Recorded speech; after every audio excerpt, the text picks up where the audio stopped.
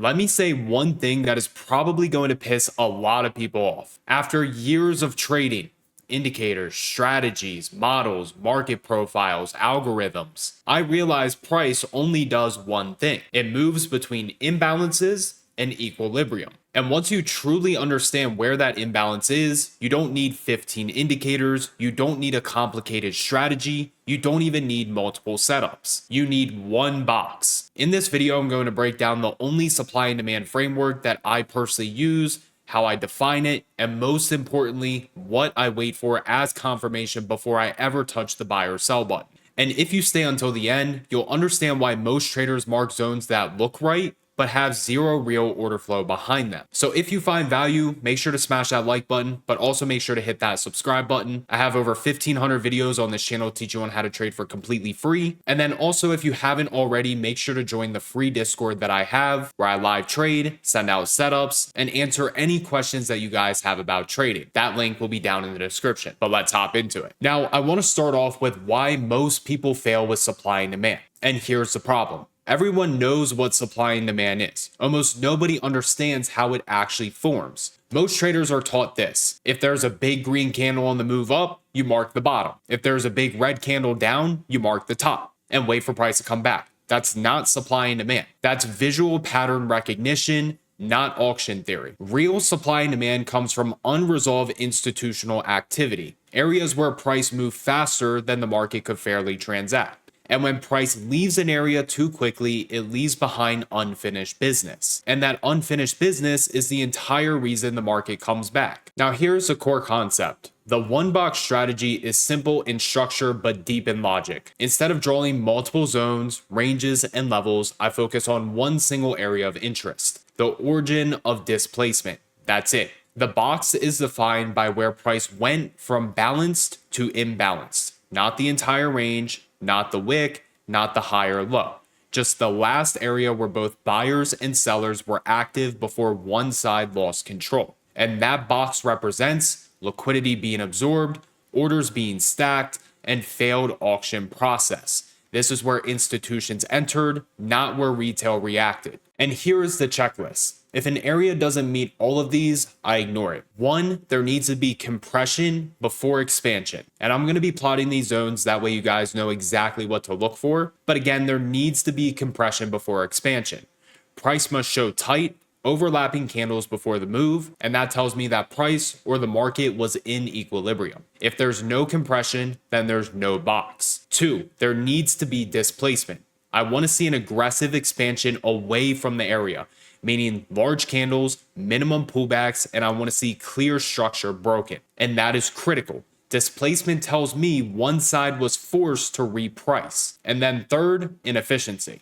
The move away must leave clean, fast price action. Why? Because fast moves create inefficient transactions, meaning price did not fairly trade in that area. Markets hate inefficiency. They come back to clean it up, and that's the entire edge that I'm going to teach you. So let's go ahead, let's plot some zones, and then I'll break down the rules that you want to look for before you take a trade based off of the one box system. Okay, so going based off of the rules that we just talked about, we are looking for compression within the market before a large and expansive move away. So the easiest way to start identifying supply and demand zones is first looking for a big move within the market. So I'm looking for big moves up and I'm looking for big moves down. So if we go ahead and we look on over here on the 1 hour time frame on the S&P futures, we can see that we had a large and aggressive move down right here. Then once we identify the large and aggressive move down, we then want to look one candle to the left. That one candle to the left has to be the opposite color. So if it's a large and aggressive move down, well, when we look one candle to the left, this wants to be a green candle or whatever color you have that represents the green candle. In this example, mine is blue, but I'm gonna go ahead and just call it green. This will be a green candle and this will be a red candle. So very large and aggressive move down, red candle here. Look, one candle to the left has to be the opposite color. So this needs to be a small green candle. Now, when it comes to the term small green candle, it's kind of subjective to how big is that red candle. Like this green candle could have came all the way down to here and I would still mark it. But if it came all the way down to here, well, then that's not a small green candle. in correspondence to the red candle. So again, it's subjective. But then all we are going to do is we are going to take our one box and we are going to plot it from the bottom of that green candle to the top of that green candle. And we are going to go ahead and we are going to project this to the right. Now, this is going to be our supply zone. This is where unfilled institutional sell orders are sitting within the market. So what we are waiting for to happen is for price to return back up into this area, and then we are going to start looking for rejections. Now, with this supply zone, I will mark the bottom of that wick, the open of that wick, and then the high of that wick. These are going to be our reference points when looking for rejects. Typically, the highest probability areas that we will find that price rejects off of is going to be that bottom wick, the open of the candle. Those are the two highest probabilities, and then there is a lower probability that will reject off the upper wick. So this would be considered a good supply zone. And as you see, price came up, rejected off of it there, rejected off of that there, and then ended up rolling over. Same thing over here. Big move down, look one candle to the left. What are we looking for? A small green candle. Same thing over here, big move down, look one candle to the left, small green candle. So again, we are going to take our box and we are going to plot it from the bottom of that green candle to the top of the green candle and then project it to the right. As we can see, rejected off the zone there and we ended up going down. We made a new supply zone right here. So we're going to take our box, we're going to plot it to the upper wick. In this scenario is going to be that upper red candle wick. If that's higher than the green candle wick, then you'll just mark it there. And again, you can see that we did have some price rejection off of it right here. So that is how you are going to mark supply zones. As far as demand zones, it's going to be the same thing, but flipped upside down. We want to look for large and aggressive moves up. Look one candle to the left, has to be a small red candle in this scenario. Again, the small red is subjective to how big the green candle is. We're going to take our one box. We're going to plot it from the high of that red candle to the bottom of that red candle, and then we're going to project it to the right. Now, what we're going to do is we are going to change this to green because this is where unfilled institutional buy orders are sitting within the market. And again, we're going to plot the upper wick, we're going to plot the open of the red wick, and then we're going to mark the bottom of that red candle. Now, again, these are going to be our reference points if price were to come back down into this area to look for a potential bounce. Our highest probability is going to be that upper wick as well as the open. And look at what happened. As soon as we touched it the first time, the S&P went from about 68.32 up into like 68.50. So that's about an 18-point move to the upside that you could have caught based off of this strategy. And then let's go ahead and look at one more example over here.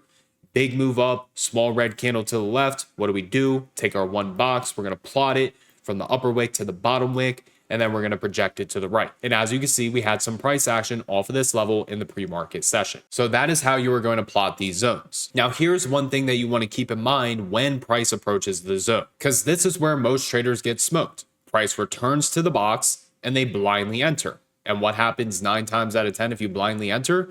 You get stopped out. Why? Because supply and demand is not a level. It is a process. The first return tells you nothing. Institutions don't defend zones emotionally, they defend them conditionally. So you want to always wait for confirmation when we hit these zones. And this is the part that separates pros from amateurs. When price enters my box, I am watching for 3 things in order. First is going to be deceleration. Price must slow down. If price enters the zone fast and leaves the zone fast, there was no interaction. If there's no interaction, then there's no trade. Second, I'm looking for internal structure shift. Inside the box, I want to see failed continuation, lower highs in supply, higher lows in demand. This tells me the opposing side is losing control. And then third is going to be redisplacement. Only after structure shifts do I want to see another impulsive move. The second displacement confirms orders are still active, the zone is still valid, and smart money defended the level. That is my entry trigger, not the zone, the reaction to the zone. So the point that I am trying to make, you always want to see a reaction when we hit these supplier demand zones. If there's no reaction, you do not take the trade. If there is a reaction, then you take the trade and your stop loss is right on the opposite side of that confirmation candle. Now, this all works because it's based on market mechanics. Supply and demand, it exists on 5-minute time frames, 30-minute time frames, daily time frames. When it comes to how I personally plot it though, I will plot these zones on the 30-minute time frame the 45-minute time frame, the hour, 2 hour, 3 hour, 4 hour time frames, as well as daily, weekly, and monthly timeframes. But I promise you, if you guys join my live trading sessions and you watch me trade this strategy live, you will see how accurate these zones are. So the time frame, it technically doesn't matter. I would just say personally stay above the 30-minute time frame, but 5-minute time frames do work when using supply and demand.